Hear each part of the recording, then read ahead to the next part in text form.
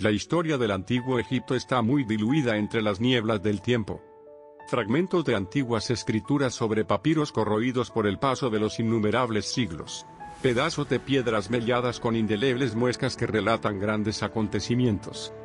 Gracias a todas estas inscripciones, a estos diminutos pedazos de historia recuperados durante el transcurso del tiempo, hoy podemos vislumbrar algunas de las maravillas que allí acontecieron muchos milenios atrás. Personajes como el gran historiador Heródoto de Halicarnaso, el incansable viajero griego que contó bellas historias sobre este mítico país, han ayudado enormemente a comprender el carácter de esta antigua civilización que todavía hoy nos fascina con sus maravillas. Asimismo es de justicia otorgar todo nuestro reconocimiento para el gran sacerdote egipcio llamado Manetón, el cual decidió que sería una gran idea contar la historia de su país, para que futuras generaciones fueran conocedoras de lo que allí sucedió en tiempos pretéritos. A causa de todo ello, hoy en día podemos conocer algunas de las grandes obras acometidas por los pobladores de este fabuloso imperio del antiguo Egipto. Un pueblo que fue capaz de levantar de entre las arenas del desierto aquellas impresionantes pirámides, allí donde el divino río Nilo se ensancha, empapando generosamente sus orillas y cubriéndolas con abundantes nutrientes durante sus periódicas crecidas. Todo comenzó mucho tiempo atrás, en una época cuya datación es incierta pero muy antigua. En aquellos tiempos los espesos hielos que cubrían gran parte del planeta, comenzaron a retirarse hacia el norte. Aquel hecho provocó que durante los siglos venideros muchos prados crecieran en lo que antes eran superficies heladas, y muchos ríos comenzaran a fluir de nuevo. Los humanos de aquella lejana época obtenían sus alimentos de la naturaleza. Sobrevivían a base de trasladarse de un lugar a otro en función de las estaciones. Algunos de estos grupos de cazadores-recolectores trashumantes decidían asentarse en aquellos lugares que les parecían más acogedores, y que poseían lo principal para la supervivencia del grupo, esto era agua, casa y tierra fértil. Justo lo que ofrecían en abundancia las riberas del delta del Nilo. Varios de estos grupos, tal vez procedentes de la región de Canaán en la cercana Asia Occidental, acudieron desde el este. También acudieron muchas tribus desde el oeste, huyendo del proceso de desertificación que experimentaba el desierto del Sáhara ya en aquellos tiempos. Todos ellos convergieron en las orillas del sagrado río, una extraña mezcla de humanos supervivientes, con diferentes lenguas, distintos hábitos, y a menudo, extrañas costumbres. Aquello fue un suceso histórico y poco habitual. Un gran acontecimiento protagonizado por una compleja amalgama de numerosas tribus, con orígenes diferentes y que ni siquiera conocían el arte de la escritura. Que todos estos grupos lograran vivir en paz sin aniquilarse entre ellos fue una auténtica rareza de la historia. El secreto estuvo en la colaboración, y en los abundantes recursos que el gran río era capaz de proporcionar.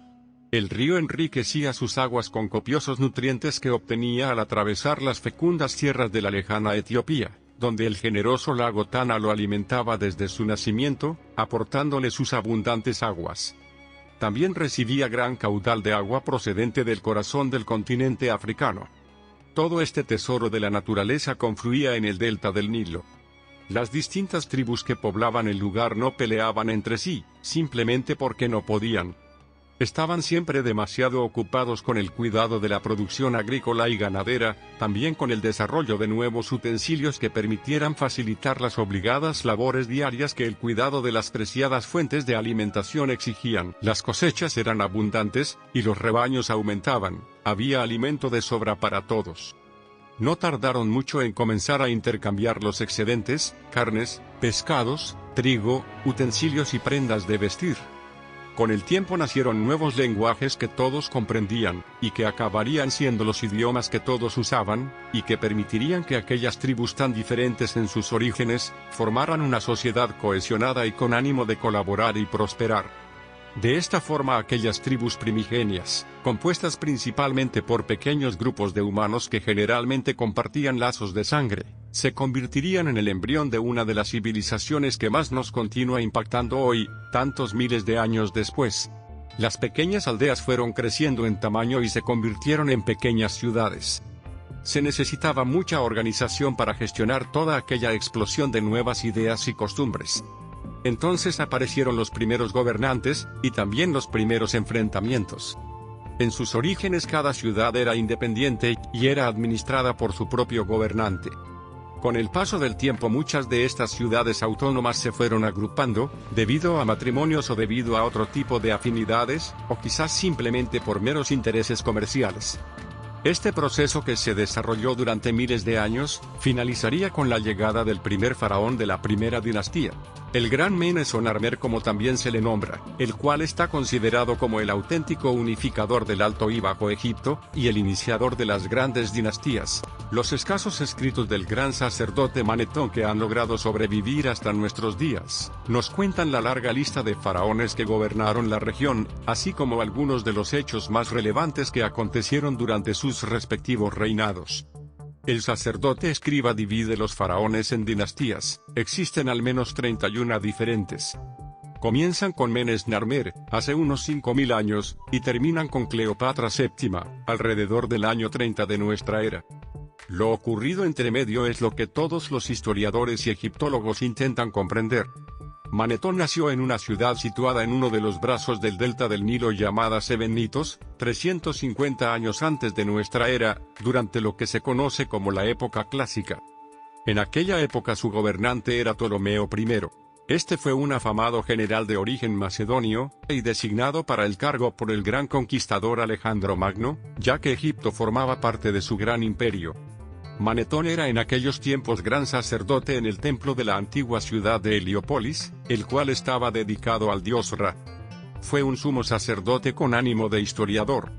Escribió varios libros, la mayoría relacionados con la historia de Egipto, pero también escribió sobre ciencia. Usaba la lengua de los antiguos griegos para sus obras, a pesar de que él era egipcio y conocía perfectamente el idioma y los símbolos jeroglíficos. Para escribir su gran obra llamada Egiptiaca, Manetón se inspiró en los textos que un historiador todavía más grande que él escribió hacía más de un siglo. Este era Heródoto de Halicarnaso. Pero el gran sacerdote no estaba demasiado satisfecho con las hermosas narraciones de Heródoto, sabía que carecían de un estricto rigor histórico, a pesar de que el autor griego está considerado como el padre de la historia. El mismo Heródoto escribió estos párrafos como prólogo a su gran obra compuesta por 9 libros, los cuales narran la composición del mundo y las sociedades de épocas pasadas. El prólogo rezaba así: Heródoto de Halicarnaso presenta aquí los resultados de su investigación, para que el tiempo no abata el recuerdo de las acciones humanas, y que las grandes empresas acometidas, ya sea por los griegos, ya por los bárbaros, no caigan en olvido. Pero debo advertir al lector que me veo en el deber de referir lo que se me cuenta, pero no a creérmelo todo a rajatabla. Esta afirmación es aplicable a la totalidad de mi obra. Conocedor de esta circunstancia, Manetón comenzó su propia investigación. Para documentarse consultó las listas de reyes escritas en antiguos papiros, así como las numerosas inscripciones que cubrían las paredes de los templos. Manetón leyó y clasificó cada texto que pudo encontrar, y lo realizó según sus propios criterios. También se inspiró en las leyendas y mitos que narraban sus antepasados. La tradición oral de aquella época que contaba hermosas historias sobre poderosas divinidades celestes creadoras del mundo. Manetón en su obra ignoró todo lo sucedido antes de la llegada del primer faraón, Menes-Narmer, y comenzó sus dinastías desde este punto. Su lista de faraones es comúnmente aceptada como una de las más fiables. El gran sacerdote realizó un excelente trabajo. Gracias a estos personajes y recolectores de historia, hoy en día podemos disfrutar y conocer un poco mejor a aquellas sorprendentes sociedades, formadas por humanos que fueron capaces de edificar monumentos divinos. El gran nivel de perfección observado en sus obras, denota el elevado grado cultural del que hacían gala los antiguos egipcios. Su legado es irreplicable e irrepetible, tal es la complejidad, la grandeza y la hermosura de sus monumentos, que solo los dioses serían capaces de semejante proeza. Así eran los egipcios de hace muchos miles de años. Una sociedad digna de admiración y con gran inventiva y capacidades. De haber continuado su camino sin interrupción, hoy en día serían una civilización que habría llegado hasta las mismísimas estrellas.